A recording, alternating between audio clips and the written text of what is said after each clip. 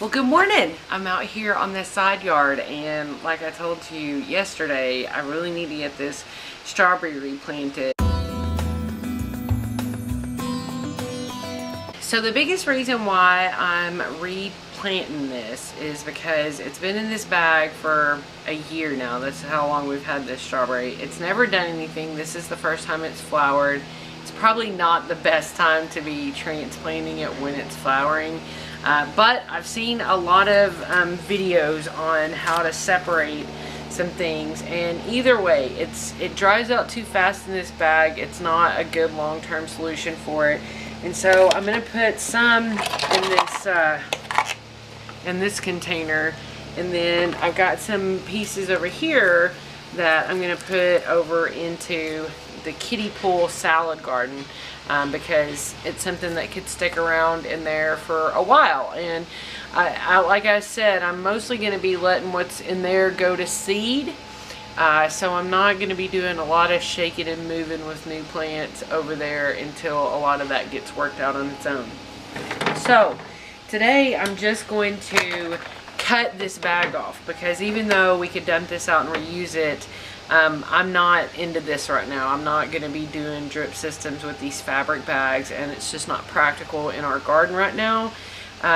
So I'm going to cut the bag off, and I've got some buckets underneath this transplant tray just to kind of hopefully catch some dirt, and I'm hoping that by cutting this off, you know, I'm also going to be able to manage how the plant comes apart. You know, I'm not going to be having to flip it upside down and do a lot of crazy stuff to it. So maybe I'll be able to maintain the integrity of the plant a little bit more. And I've already got some dirt just kind of settling out the side here. So I think I'm just going to kind of keep opening up here along the bottom and let some more dirt kind of slide away. So I can turn that around, and if you can kind of see, this side's exposed, and I think I'm just going to kind of, because like I said, I've got a bucket underneath here, and I'm just going to slowly let some of this fall away. And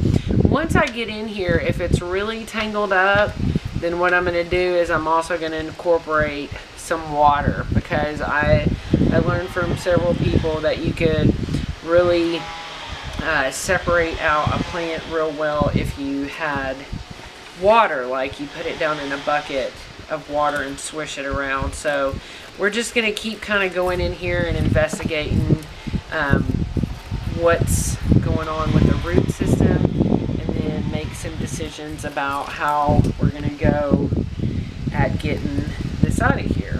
And I really want to save the soil, that's why I keep moving it back in front of that bucket. Making it this way.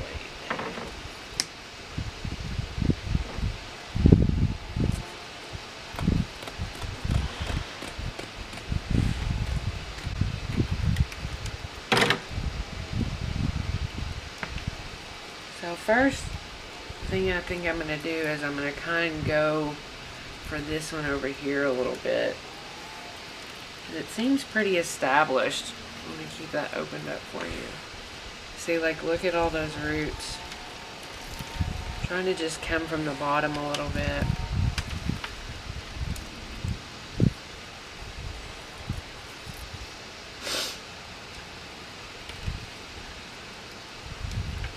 Yep, it seems like it's quite the root ball here too. So I think I'm just going to spin a little bit more and get some of anything that'll just naturally fall away to do that. So yeah, I think next we're probably going to go with the water method, because I don't know why I didn't think that these would have such a root ball, even though they've been there for a year. But I mean, look at them, they've never really done anything. Now these sticks right here, these are what are called runners, and they look so crazy, but if you can get those stuck back down into the soil, they will keep going as strawberries for you as well. There's actually a runner going from this one all the way over here. So, yep, I'm going to get a bucket of water now, and I'm going to see, where do I have a bucket that will actually hold water? I did find a bucket. So I'm gonna try and do this plunging.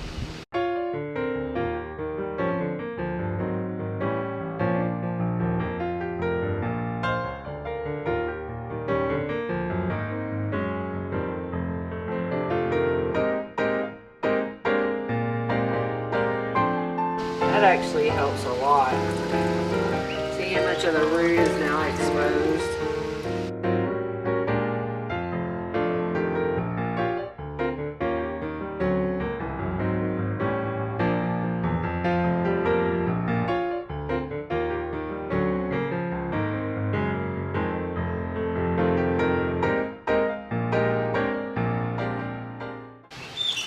So that's after another scoop. Look at how much more it's opened up.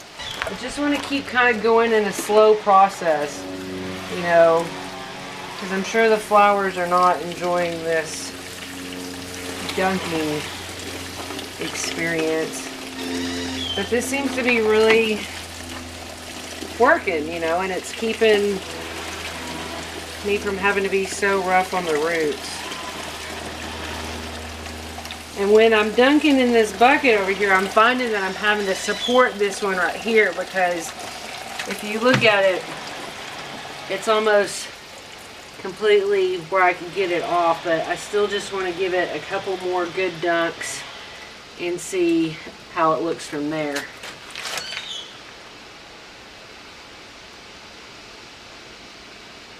I'm just kind of spinning it in here some. And really, just moving it up and down like that was naturally getting a lot of the dirt to come off. And this baby over here on the side is... So I'm just kind of moving it up and down in the water. Trying not to get the very top in there too much. And now, if you can see again, that one over there, it's almost moved itself off. And I'm just going to rinse this. I got this technique actually specifically from someone in the comments on Rooted Farms, Rooted Gardens, Jessica. And so it was a person that worked in a nursery, and this is a technique that they would use to separate really root-bound things, was to plunge it into a bucket of water. So it's looking like it's doing pretty good. You know, there's still a lot of roots right there, but I'm going to go in for a couple more plunges.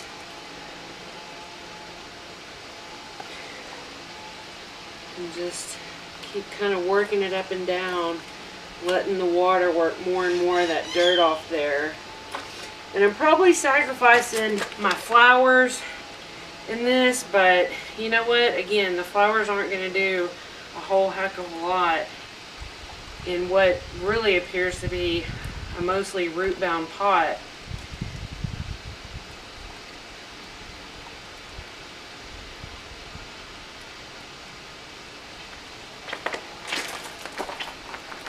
So that's the mass right now, and I'm going to give it one more rinse and see how it looks now.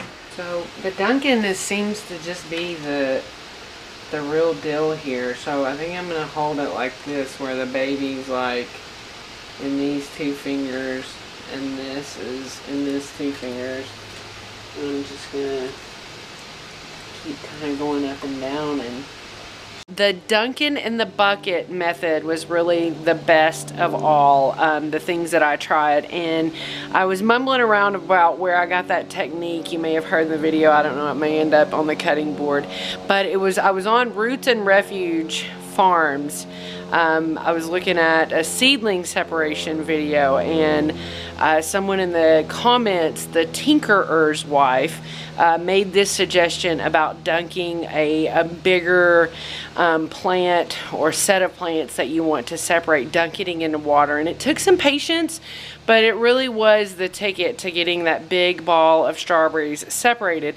So now the test is to see who survives, but I think it's going to go well, because I think that we were really kind to the roots, and there's a lot of activity going there with runners, and I poked some of those down in. So let's take a quick peek before we wrap this up. So you can see I went in and put the smallest one kind of there in the middle of the salad bed, and it's got a chance. See, it's got a runner there that if it survives, I'll poke that down in there and it'll start making more and more strawberries. And then we put our other one in this square container, and I poked a lot of the runners down into there, but it looks happy. As far as it's not automatically going into a wilt. I'm sure not many of the flowers are going to stay happy through all that dunking, but at least now it's got a chance to make some real strawberries. So thanks so much for checking in with me. That was a whole learning experience for me, but I'm glad that I got it done, because my husband really wants some strawberries, and even if I stunted my plant a little bit, I think that in the long run it's still going to be better for the strawberry. And above all, I'm really glad to know that technique of dunking in the water. So that's probably the hottest thing that I hope both of you and I learned from this. I hope you have the best day ever, and I'll chat again with you soon.